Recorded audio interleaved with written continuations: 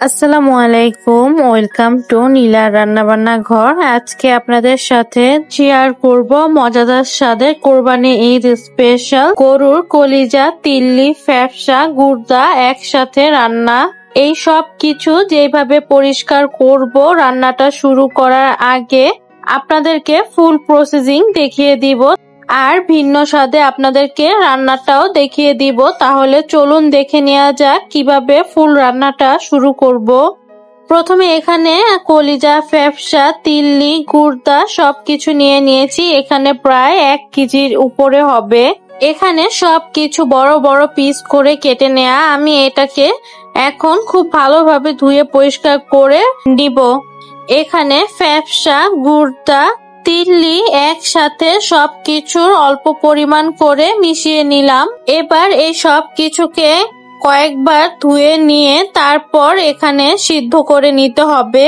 সবকিছু একসাথে সিদ্ধ করে নেওয়ার জন্য এখানে আমি একটি হাঁড়িতে অল্প পরিমাণের পানি দিয়ে দিয়েছি। পানিটা খুব ভালোভাবে যখন গরম হয়ে যাবে তখন এখানে কলিজা, ফ্যাপসাগুলো দিয়ে দিব সবকিছু। আর এগুলোকে প্রথমে সিদ্ধ করে নিলে এটার মধ্যে বাড়তি রক্ত বা কোনো ময়লা থাকলে বের হয়ে আসবে। আপনারা একটু পরেই দেখতে পারবেন পানিতে কতটা ময়লা ভেসে উঠেছে। এই তো এখনই দেখতে পাচ্ছেন পানির কালারটা একটু চেঞ্জ হয়ে গেছে। পানিটা যখন পুরোপুরি বলক চলে এসেছে দেখতে পাচ্ছেন কতটা ময়লা উঠেছে বা বের হয়েছে। 2-3 মিনিটের মতো এখন সিদ্ধ করে নিব সবকিছু। তারপর পানিটা ফেলে দিয়ে খুব ভালোভাবে পানিটা ঝরিয়ে নিব। সবকিছু যখন ঠান্ডা হয়ে যাবে আর পানিটা যখন ঝরে যাবে তখন কলিজার উপরের এই অংশটাকে এভাবে টান দিয়ে ফেলে দিতে হবে। আমি এক হাত দিয়ে করতে পারছিলাম না, তাই আমি এই ছোট পিসটা আমি এক হাতের সাহায্যে করে নিচ্ছি। আর অফ ক্যামেরায় আমি সবগুলো কলিজার উপর থেকেই এভাবে পর্দাটা টেনে ফেলে দিব। এবার কলিজা, ফ্যাপসা, তিল্লিগুলো আমি ছোট ছোট পিস করে কেটে নিব। সাধারণত কলিজার রান্নার ক্ষেত্রে কলিজার পিসগুলো ছোট ছোট করে করা হয়, কিউব সাইজ করে। আমিও ছোট ছোট করে কেটে তারপর খুব ভালোভাবে ধুয়ে নিয়েছি।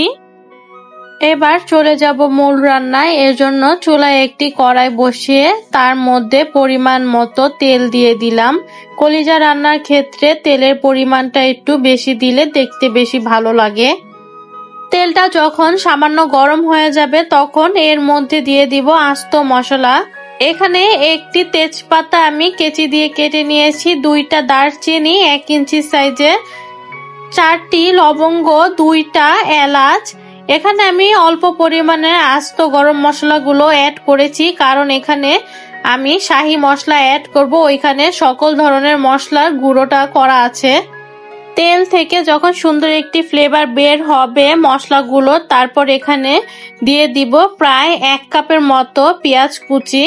যেহেতু কলিজাগুলো পেঁয়াজ দিয়ে ভুনা করব, এখানে আলু ব্যবহার করব না, তাই এখানে পেঁয়াজের পরিমাণটা বাড়িয়ে দিয়েছি। আপনারা সেম প্রসেসে আলু দিয়েও রান্নাটা করতে পারবেন। তেলের সাথে পেঁয়াজটাকে হালকা ভেজে নিব, পেঁয়াজটা নরম হয়ে যাওয়া পর্যন্ত। পেঁয়াজটা যখন নরম হয়ে যাবে তখন এখানে দিয়ে দিব 1.5 টেবিল চামচ আদা রসুন বাটা একসাথে। আদা রসুন বাটা দিয়ে তেলের সাথে পেঁয়াজের সাথে আবারও একটু ভেজে নিব যেন এটার কাঁচা স্মেলটা চলে যায়। এখন দিয়ে দিব সামান্য পরিমাণ পানি মশলাটা কষিয়ে নেওয়ার জন্য। এক এক করে শুকনো উপকরণগুলো অ্যাড করে দিব। প্রথমে এখানে দিয়ে দিব হলুদের গুঁড়ো 1 চা চামচ, 1.5 চা চামচ শুকনো মরিচের গুঁড়ো, 1 চা চামচ ধনিয়ার গুঁড়ো, 1 চা চামচ শাহি গরম মশলার গুঁড়ো, 1/2 চা চামচ জিরার গুঁড়ো, স্বাদ মতো লবণ। এবার এই মশলাগুলো সব একসাথে ভালোভাবে সময় নিয়ে কষিয়ে নিতে হবে যেন মশলার উপরে তেলটা ভেসে উঠে। আমি প্রায় 4 থেকে 5 মিনিটের মতো মশলাটাকে কষাচ্ছি আর দেখতেই পাচ্ছেন মশলার উপরে তেলটা ভেসে উঠেছে আর মশলার কালারটাও কত সুন্দর দেখাচ্ছে। এই পর্যায়ে আমি আরো কিছুক্ষণ কষিয়ে নেওয়ার পর যখন এইরকম পর্যায়ে চলে আসবে, তেলটা পুরোপুরি উপরে ভেসে উঠবে, তখন এখানে দিয়ে দিব আগে থেকে ধুয়ে কেটে রাখা কলিজা ফ্যাপসাগুলো। মশলার সাথে খুব ভালোভাবে কলিজাগুলো মিশিয়ে নিব। এখন আবারও মশলার সাথে কলিজাটাকে খুব ভালোভাবে কষিয়ে নিতে হবে, যেন এই কষানোর মধ্যেই কলিজার ভিতরে সব মশলা চলে যেতে পারে। কলিজা ফ্যাপসাগুলো ঢাকনা দিয়ে ঢেকে কিছুক্ষণ পর পর নেড়ে চেড়ে কষিয়ে নিতে হবে, তাহলে কলিজাগুলো প্রপারলি সিদ্ধ হয়ে যাবে আর এটার মধ্যে মশলাগুলো চলে যেতে পারবে। আমি কিছুক্ষণ পর পর ঢাকনা সরিয়ে এইভাবে নেড়ে চেড়ে দিচ্ছি, আর কষাতে কষাতেই দেখতে পারবেন রান্নাটার কালারটা চেঞ্জ হয়ে যাবে। এখনই দেখতে পাচ্ছেন কলিজা ফ্যাপসাগুলো একটু কালো কালো হয়ে গেছে। আর কলিজা রান্নার ক্ষেত্রে অবশ্যই শাহি গরম মশলাটা অ্যাড করার চেষ্টা করবেন, তাহলে কলিজা ফ্যাপসা রান্নার টেস্টটা দ্বিগুণ বেড়ে যাবে। শাহি গরম মশলার রেসিপিটি আমার চ্যানেলে দেয়া আছে, আপনারা চাইলে দেখে আসতে পারেন। আবার চাইলে আমি এই ভিডিও ডেসক্রিপশন বক্সে দিয়ে দিব, আপনারা চাইলে এখান থেকেও দেখে নিতে পারবেন। কলিজাগুলো খুব ভালোভাবে কষিয়ে নেওয়ার পর এখানে এখন পানিটা অ্যাড করব। এখানে আমি 1 কাপের মতো পানি অ্যাড করছি, কারণ কলিজাগুলো কষিয়ে নেওয়ার মধ্যেই পুরো সিদ্ধ হয়ে গেছে, তাই এই রান্নায় পানির পরিমাণটা অল্প পরিমাণ রাখবে। যেহেতু আমি কলিজা ফ্যাপসাগুলো ভুনা করব, তাই যেই পানিটুক দিই এই 1 কাপ পানিটা আমি আবারও শুকিয়ে ফেলবো। এবার বলক আসা পর্যন্ত ঢাকনা দিয়ে ঢেকে রান্না করে নিব।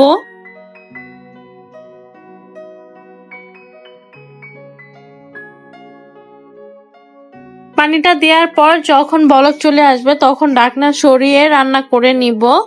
যেহেতু কলিজা ফ্যাপসাগুলো প্রপারলি সিদ্ধ হয়ে গেছে, তাই এখানে ঢাকনা দিয়ে রান্না করার কোনো প্রয়োজন নেই, এইভাবে রান্না করে নিলেই হয়ে যাবে। এইভাবে আমি 20 মিনিটের মতো রান্না করে নিচ্ছি, পানিটা শুকিয়ে যাওয়া পর্যন্ত। পানিটা যখন এরকম শুকিয়ে আসবে তখন এখানে ফ্লেভারের জন্য আস্ত কিছু কাঁচামরিচ দিয়ে দিলাম। আস্ত কাঁচামরিচটা শেষে ব্যবহার করলে কাঁচামরিচের একটি সুন্দর একটি ফ্লেভার বের হয়। আর এই তো পানিটা প্রায় শুকিয়ে গিয়েছে, দেখতে পাচ্ছেন মাশাআল্লাহ কালারটা কত সুন্দর দেখাচ্ছে, একদম ঝোলটাও পুরো মাখো মাখো হয়ে গেছে। এখন শেষ পর্যায়ে দিয়ে দিব এখানে 1/2 চা চামচের মতো ভাজা জিরার গুঁড়ো।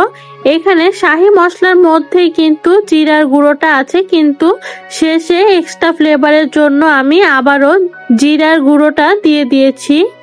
এবার নেড়ে চেড়ে সবকিছু একসাথে মিশিয়ে নিব, আর এই পর্যায়ে চুলার আঁচটা একদম কমিয়ে দিব, তাহলে তেলটা যখন উপরে ভেসে উঠবে তখন কালারটা দেখতে আরো বেশি সুন্দর লাগবে।